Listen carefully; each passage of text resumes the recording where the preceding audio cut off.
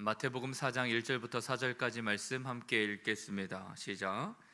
그때에 예수께서 성령에게 이끌리어 마귀에게 시험을 받으러 광야로 가사 40일을 밤낮으로 금식하신 후에 줄이신지라.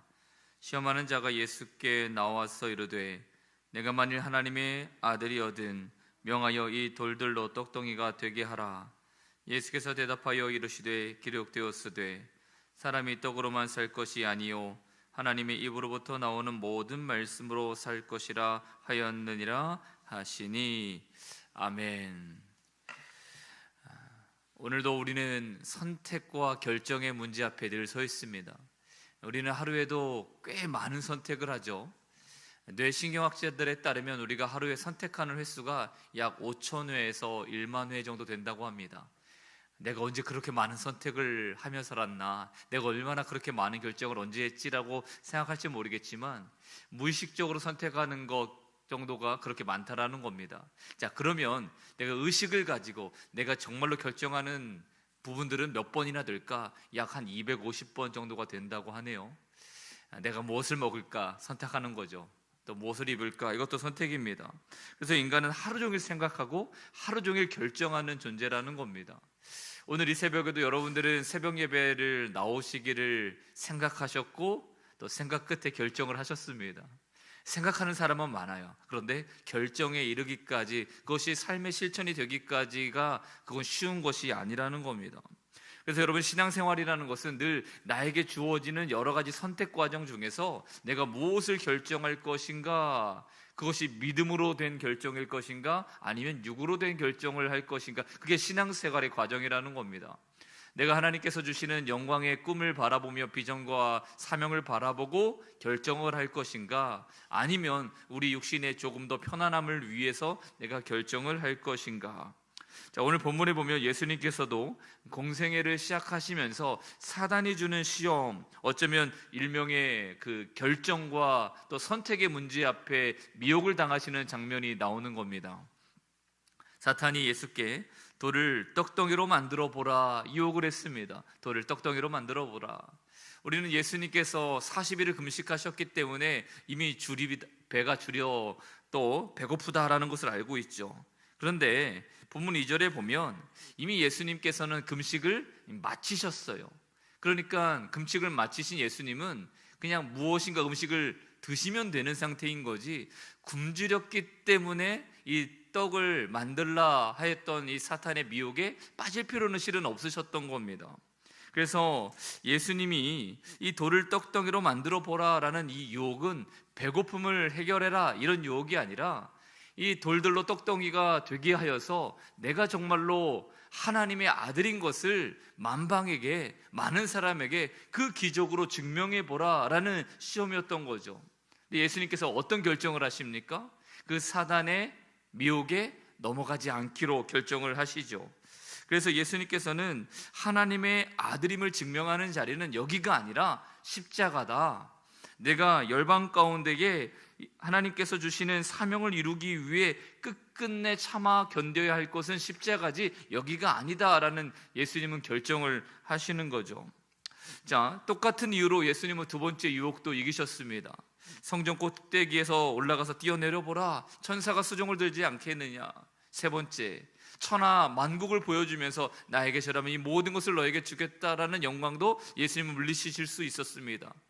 미혹을 물리치고 올바른 믿음의 결정을 할 수 있었던 이유는 단 한 가지입니다. 하나님이 나를 왜 이곳에 보내셨는지를 아셨기 때문에, 내가 이 땅에서 무엇을 위해 살아가야 되는지 그 목적이 분명히 있기 때문에 미혹을 당하지 않으실 수 있었다라는 거죠. 그래서 예수님은 매 순간의 결정마다 특별히 고민하지 않으셨어요. 매 순간의 결정마다 믿음으로 승리할 수 있었는 줄을 믿습니다.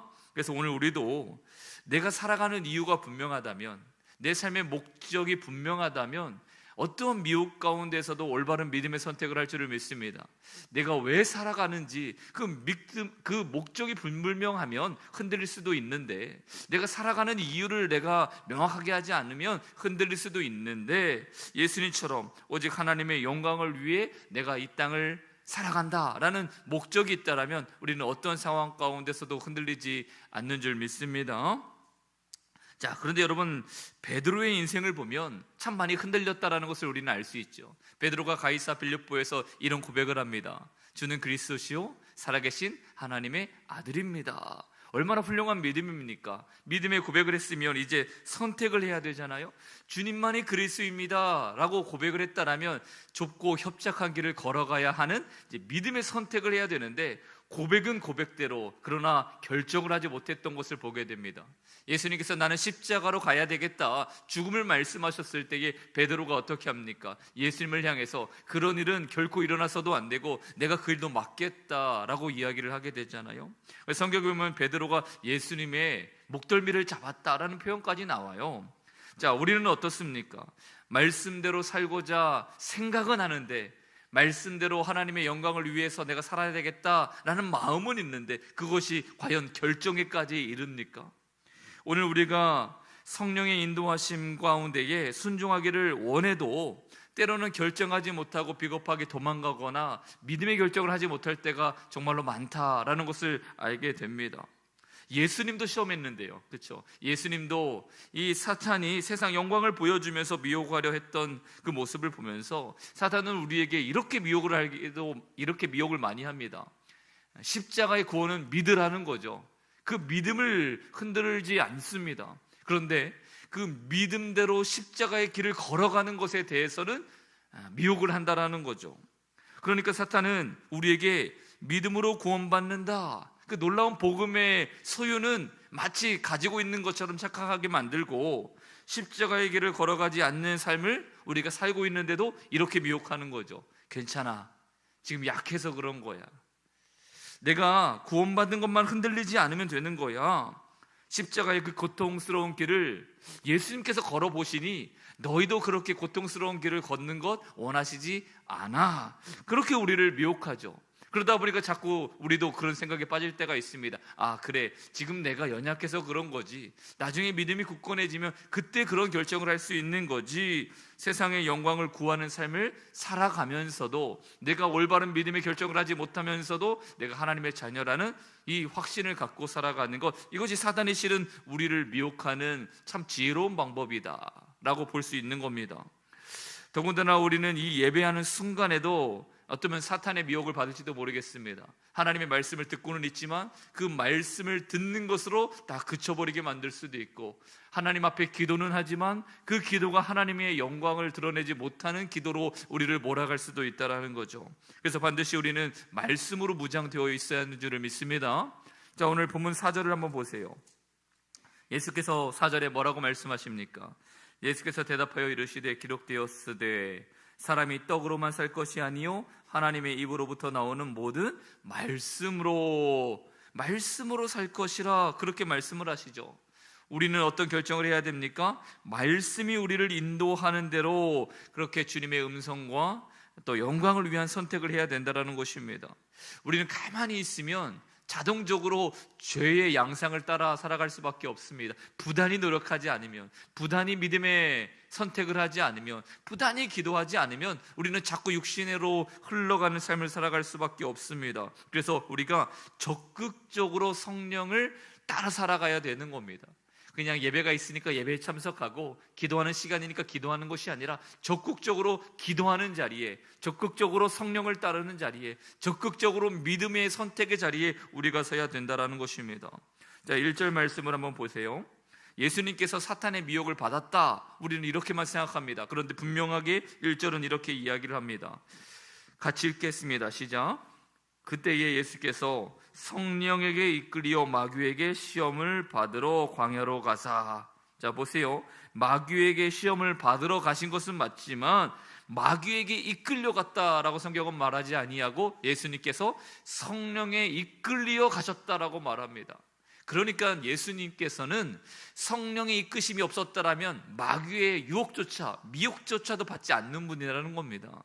오늘 우리가 성령의 이끌리심을 받는다라면 미혹받지 않습니다. 사단에게 시험 든 것이 아니라 성령의 이끌리심에 순종하여 갔던 예수님처럼 오늘 우리가 성령으로 충만하다라면 우리가 세상의 이끌림을 원천 봉쇄할 수 있다라는 거죠. 우리 인생에는 수많은 미혹이 분명히 있을 것입니다. 오늘 하루를 시작하면서도 있을 것입니다. 믿음의 선택을 하지 못하도록, 하나님 편에 서지 못하도록, 자꾸 육신의 소욕을 따르도록 우리는 미혹받을 수밖에 없습니다. 그럴 때에 오늘 말씀을 보신 것처럼 세 가지를 꼭 기억하시기를 축복합니다. 첫 번째는 삶의 목적을 정하는 것입니다. 예수님처럼 나는 이 땅에 하나님의 영광, 하나님의 뜻을 성취하기 위해 왔다. 삶의 목적이 분명하면, 내 비전이 분명하면 흔들리지 않는 줄을 믿습니다. 두 번째는 말씀을 붙들어야 된다는 것이었습니다. 우리 믿음의 성도들은 반드시 하나님의 말씀대로, 말씀이 나를 이끄는 대로 살아가겠다라고 결정을 하셔야 쓰러지지 않는다는 것이죠. 마지막 세 번째는 성령의 인도하심이라고 했어요. 성령의 인도하심을 따를 때에 우리는 미혹받지 않습니다. 우리가 미끄러지지 않는 인생이 될 줄을 믿습니다. 그래서 오늘도 믿음의 선택이라는 문제, 여러 가지 결정의 문제 앞에서 우리 영성교회 새벽 성도님들은 반드시 세상의 영광이 아니라 하나님의 영광을 선택하고 정말로 주님께서 인도하시는 믿음의 결정들을 해나가시는 복된 삶이 되시기를 예수님의 이름으로 축원드립니다. 오늘 이 새벽에 기도하실 때에 또 어제와 마찬가지로 나라와 민족을 위해서 조금 더 그렇게 많이 기도를 해야 될 것 같습니다. 불길이 잡히지 않고 더 커져만 가고 있는 이때인데 오늘 비 소식은 조금 있다고 하는데 충분하지 않을 것 같습니다. 그럼에도 하나님, 불길 가운데 하나님 은혜의 소낙비를 부어주셔서 더 많은 사람들이 고통당하지 않도록, 이재민들이 생기지 않도록, 또 화염으로 다치는 사람들이 많지 않도록 역사하여 주시고, 특별히 정치적으로 혼란스러운 이 대한민국을 주님 붙들어 주셔서 반드시 하나님을 경외하는 나라로 다시 한번 우뚝 설 수 있도록 회복하여 주옵소서라고 기도하는 이 새벽이 되었으면 좋겠습니다. 자, 기도하고 주님 가르쳐 주신 기도로 예배 마치겠습니다. 아버지 하나님 감사를 드립니다. 오늘 이 새벽에도 주신 말씀과 같이 우리는 믿음의 선택 가운데에 하나님 늘 하나님 놓여 있습니다. 우리 믿음의 성도들 날마다 주님께서 기뻐하시는 결정할 수 있도록 은혜를 더하여 주시고, 날마다 성령님께 이끌리며 말씀을 붙들며 하나님 꿈과 비전은 오직 주님께만, 하나님 나라에만 소망을 두고 살아갈 수 있는 귀한 삶이 되게 도와주시옵소서. 나라와 민족을 축복하여 주시고 하나님께서 이 땅을 다시 한번 긍휼히 여겨주셔서 모든 하나님 어려움 가운데서 다시 한번 회복되고 극복할 수 있는 은혜를 부어주시옵소서. 믿음의 성도들 오늘 이 새벽에 기도할 때에 모든 기도 자리마다 성령 충만케 하여 주옵소서. 예수님의 이름으로 기도하옵나이다. 아멘.